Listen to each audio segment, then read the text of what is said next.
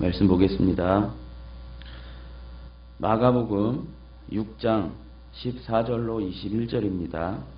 마가복음 6장 14절로 21절입니다.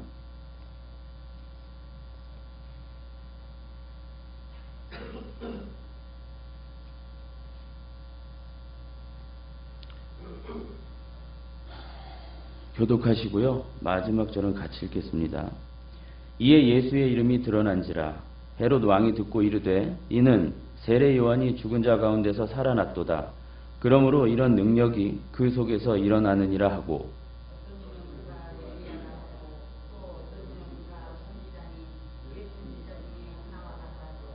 헤롯은 듣고 이르되 내가 목벤 요한 그가 살아났다 하더라.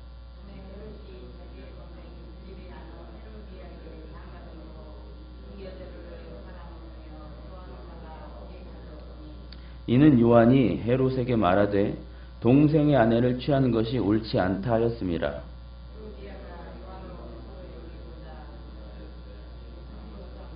헤롯이 요한을 의롭고 거룩한 사람으로 알고 두려워하여 보호하며 또 그의 말을 들을 때에 크게 번민을 하면서도 달갑게 들음이러라. 마침 기회가 좋은 날이 왔으니 곧 헤롯이 자기 생일에 대신들과 천부장들과 갈릴리의 귀인들로 더불어 잔치할세. 아멘.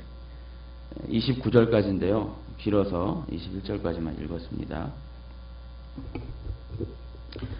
아시다시피 성경은 뒤죽박죽 이 얘기 했다가 저 얘기 했다가 하지 않습니다. 어떠한 의도를 가지고 순서를 정하여 이야기를 나열하며 그걸 통해 성경을 보는 독자가 뭔가를 깨닫게 하는 겁니다.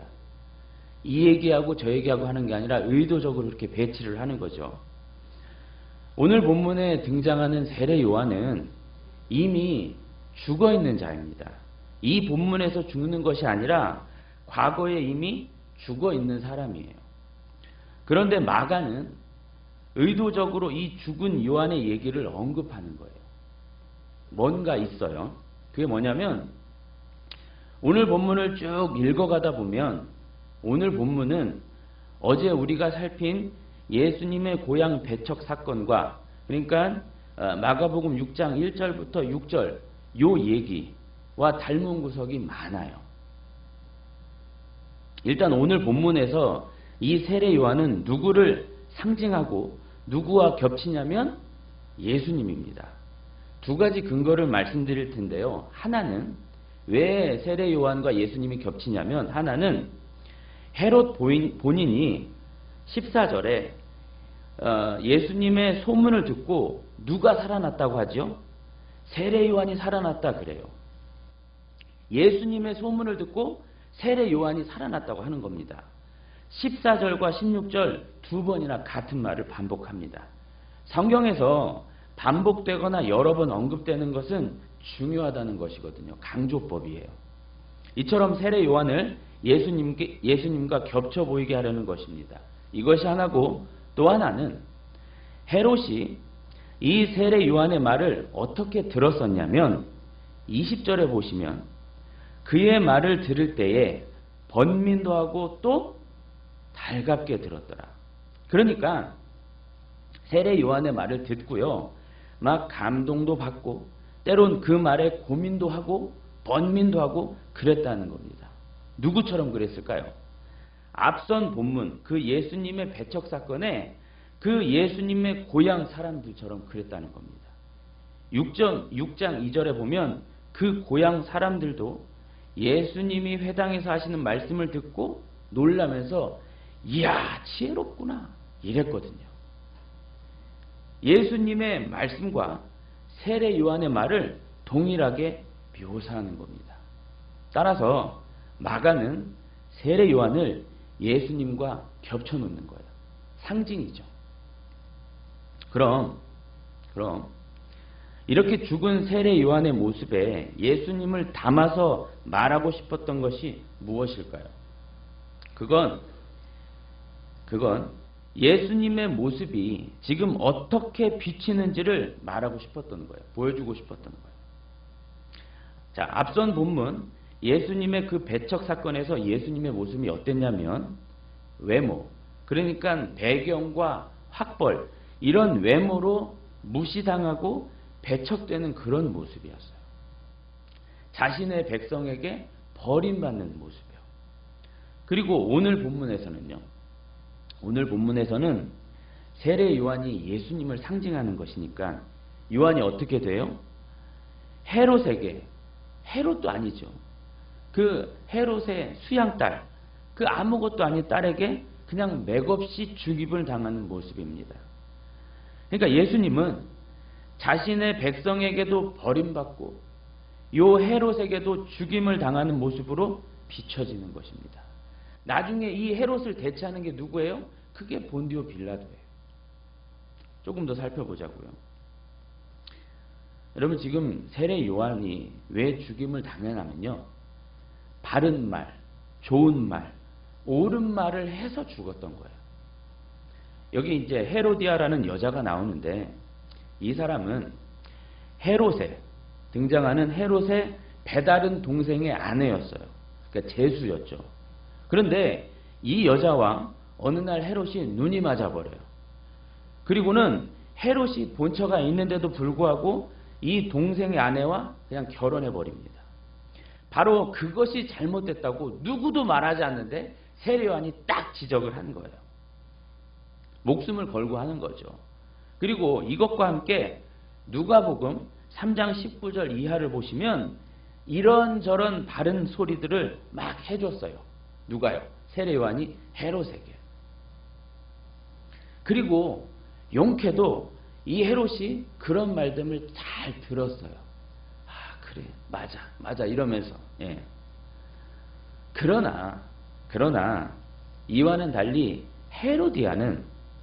헤로디아에게는 이 세례 요한이 눈의 가시였습니다. 어떻게 하든 이 여자는 요한을 죽이고 싶어 했어요. 남편 헤롯이 이 요한의 말에 왔다 갔다 하거든요. 그러던 중에 이제 때를 만난 건데 헤롯의 생일잔치에 헤로디아의 딸 춤을 추게 되고 그 추는 모습이 너무 이뻐서 헤롯이 소원을 하나 들어주마 하며 맹세를 해버리죠. 그러자 이 헤로디아의 딸이 교활한 지 엄마에게 가고 엄마 헤로디아는 뭐라고 하죠? 요한의 목을 달라 이래버립니다. 난처하게 된 거예요. 정말 난처하게 된 거예요. 26절에 보면 뭐라고 그랬냐? 왕이 심히 근심하나 자기가 맹세한 것과 그 앉은 자들로 인하여 거절할 수 없는지라. 무지하게 근심했대요. 심히. 그러니까 헤롯은 뭘 좀 아는 사람이라는 겁니다. 이때 헤롯 정도면요. 왕이니까요.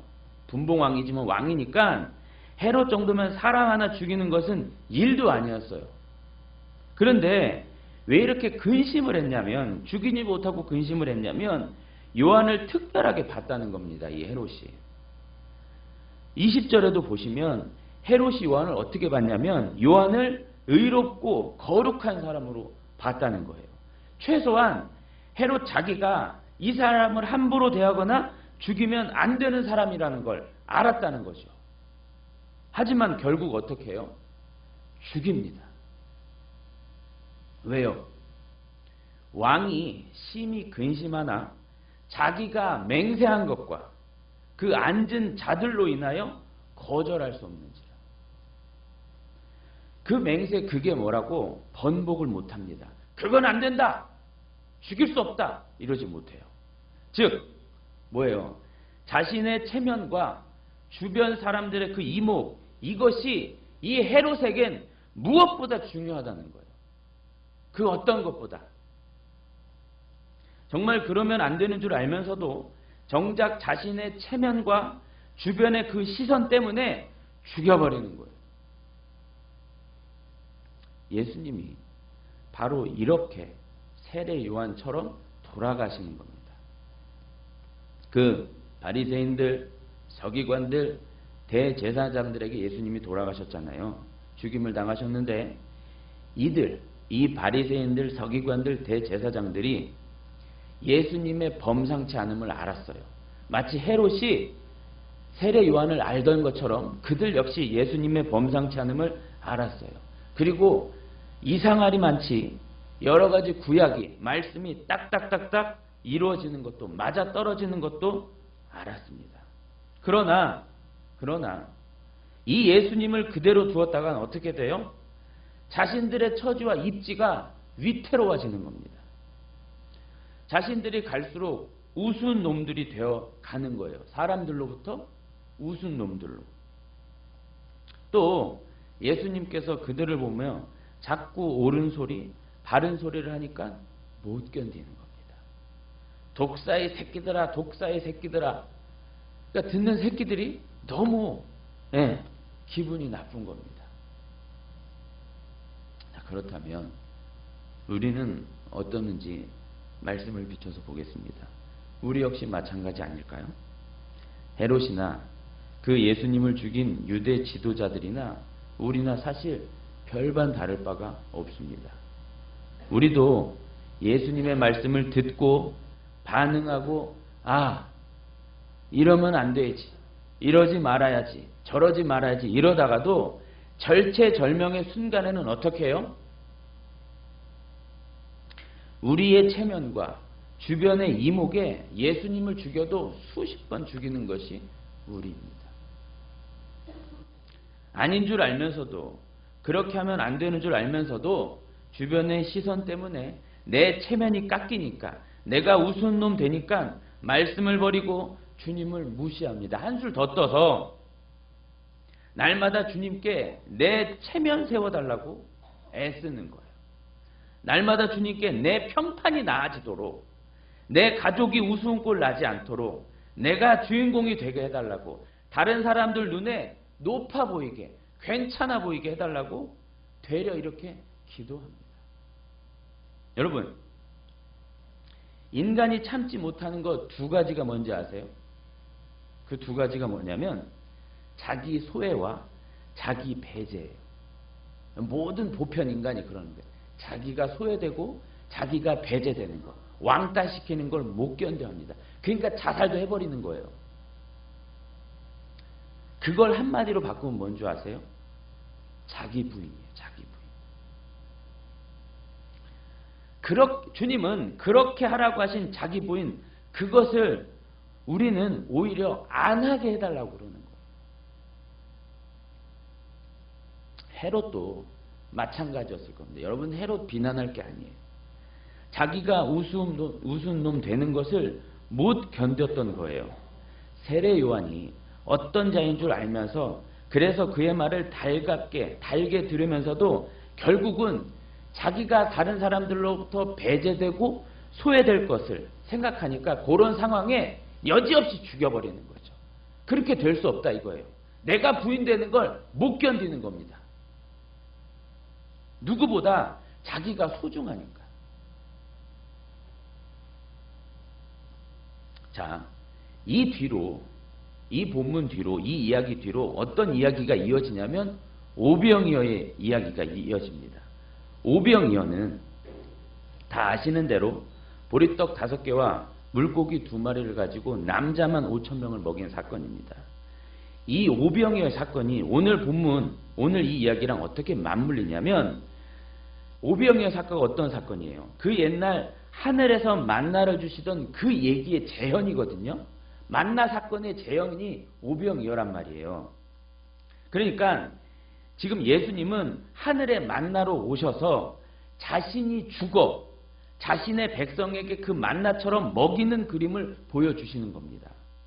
고향에서 배척당하고 세상의 권세에게 아무 힘없이 죽는, 그러나 그것으로 말미암아 마치 만나를 주시듯 자신의 백성에게 자신을 주시는 모습이 이 6장 전체에 흐르고 있는 거예요. 헤롯에게 그렇게 죽임을 당하는 게 끝이 아니라 그렇게 죽임을 당함으로 당신의 백성에게 뿌려지는 거죠. 그 그림을 마가가 싹 그리고 있는 거예요. 그러니까 따라서 복음은 예수님이라는 거예요. 그런 예수님, 배척당하고 죽임당하고, 그러나 그 모습으로 그 죽임으로 말미암아 우리들이 살아나는 것, 이것이 복음이고 따라서 복음은 예수님이라는 겁니다. 예수님 안에는, 복음 안에는, 이 또 복음서 안에는요, 인간의 어떤 괜찮은 모습, 별 볼 일 있는 모습, 그런 게 조금도 없어요. 그저 인간은요, 어제 살펴본 고향 사람들처럼, 오늘의 그 헤롯처럼 그저 수시로 예수님을 밀쳐내고 죽이고 거부하는 모습뿐입니다. 어디 하나 이쁜 구석 없어요. 그러나 그런 그들을 품어 안고 우리 주님이 살리신다 이겁니다. 이게 복음이에요. 마가복음이 말하고 싶은 건, 특별히 마가복음이 말하고 싶은 건 이래라 저래라, 우리에게 이래라 저래라 이게 아니에요. 여러분 잘 알아들으셔야 돼요. 이래라 저래라 그게 아니라 그 은혜를, 그 예수님을 아냐 이겁니다. 예? 자꾸 교회에서 이렇게 하십시오 저렇게 하십시오, 아니 그게 먼저가 되시면 안 돼요. 예수를 아셔야죠. 예수를 아시면 그 모든 게 된단 말이죠. 근데 예수를 알지 않고 이렇게 하십시오 저렇게 하시니까 이상한 종교 행동들이 나오는 거예요. 우리는 그런 윤리 집단이 아니란 말이에요. 우리가 뭔가를 잘해서 구원받는 게 아니라 이미 구원을 받아놓고 그 구원을 알아가면서 사는 거란 말이죠. 하늘과 땅 차이입니다, 이것이. 그 예수님을 알면 된다 이겁니다. 복음서 기자는. 우리는 말씀드린 대로 우리의 행위로 구원을 받는 것이 절대 아니에요.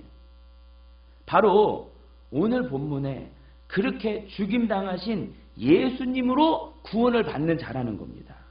여기에 무엇이 더해지거나 보태지는 것이 아니라 이거예요. 요만큼도. 우리가 아무리 괜찮은 짓을 해도 그것 가지고 자녀가 되거나 그것 가지고 칭찬받지 않아요. 성경을 잘 이해하셔야 돼요. 그 잘난 제자들도 결국 실수만 연발하다가 베드로 보세요. 내가 죽기까지 당신을 복종하겠습니다. 절대 당신을 떠나지 않겠습니다. 나중에 보세요. 몇 번 부인해요? 3번. 3번이라는 건 완전히 부시했다는 거예요. 완전히 부인하고 완전히 배신하고. 뒤늦게 가서야, 한참 뒤늦게 가서야 사람 구실한다는 겁니다. 여러분, 우리가 인정해야 될 것이 무엇이냐면, 아, 내가 예수 배척한 사람 맞구나. 아, 내가 이렇게 수시로 내 체면과 편판 때문에 예수님을 죽이는 자 맞구나. 이걸 인정하는 겁니다. 이걸. 늘 언제나요. 하지만 이게 안 돼요. 이게 안 됩니다. 그러니까 하나님이 사실은 이 인생 동안 하시는 건 그 자기 부인을 우리에게 시키는 거예요. 너 죄인 맞잖아. 너 티클, 너 죄 맞잖아. 그러면 그걸 아는 우리는 어떻게 돼요? 그냥 나도 모르게 자동적으로 주님을 붙들 수밖에 없는 거예요. 네. 그리고 나의 존재가 아무것도 아니기 때문에 다른 사람이 높아 보이는 거고 그 사람이 그냥 이해가 되고 용납이 되고 용서가 되는 거거든요. 거기서부터 사랑이라는 게 되는 거예요. 나는 그대로 있는 상태로 나에게 미운 짓을 한 사람이 이쁘게 보일 수 있을까요? 천만의 말씀 안 되는 겁니다. 그럼 어떻게 돼요? 내가 죽어야 돼요. 내가 아무것도 아니구나. 나 죄인 맞구나. 내가 저 사람보다 더 죄인 맞구나. 이게 인정이 돼야 그 사람이 용납이 되고 이해가 되고 용서가 되는 겁니다. 내가 당신을 욕했는데 당신이나 나나 아무것도 다를 게 없군요. 용납이 되고 이해가 되고 하나님이 그 일을 하시는 거예요. 뭐 이쁘게 살아라, 잘 살아라, 기도 열심히 해. 뭐 아니요. 그게 먼저가 아닙니다. 은혜, 예수를 알아야 되는 거죠. 한 가지만 더요. 그 엄청난 바울이 말년에 뭐라고 고백하죠? 많은 일을 해요. 수없이 많은 일을 하고 많은 사람을 살려내고 이곳저곳 교회를 세우지만 말년에 뭐라고 그래요? 내가 죄인 중에 괴수라. 딱 요 한마디 합니다. 그 고백이 우리에게 있어야 된다는 거예요.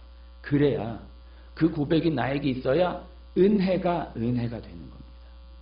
그냥 감사하라, 그냥 고마워해라, 그게 돼요? 안 됩니다, 여러분. 위선하지 마셔야 돼요.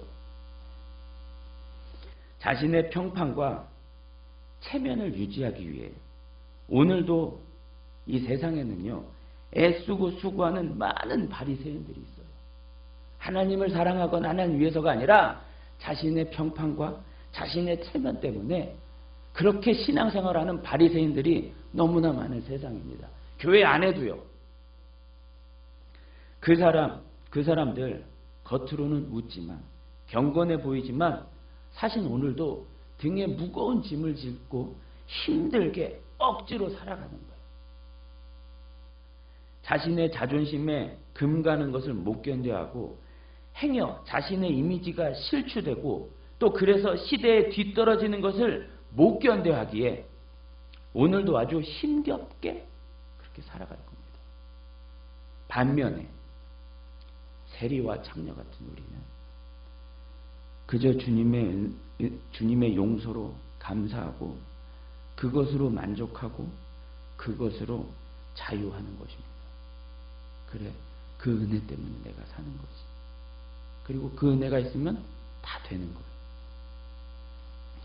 여러분, 오늘도 혹여나 내가 죄인으로 발각이 되고 드러난다면, 인정이 된다면 오히려 그것이 감사가 되어야 돼요.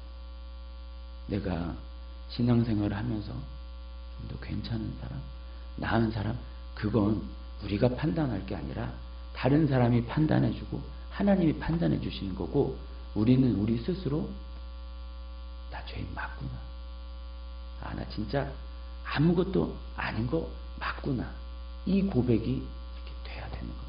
그때 내가 부정되고 내가 죄인됨이 드러날 때 아파요. 아프지요. 아픕니다. 그거 견딜 사람 없어요. 그러니까 기도하면서 매달리는 건데, 그럼에도 불구하고 하나님은 그 일을 하시거든요, 여러분. 그때 감사하시면서 견뎌내게 해달라, 이겨내게 해달라고 기도하시기 바랍니다. 기도합니다.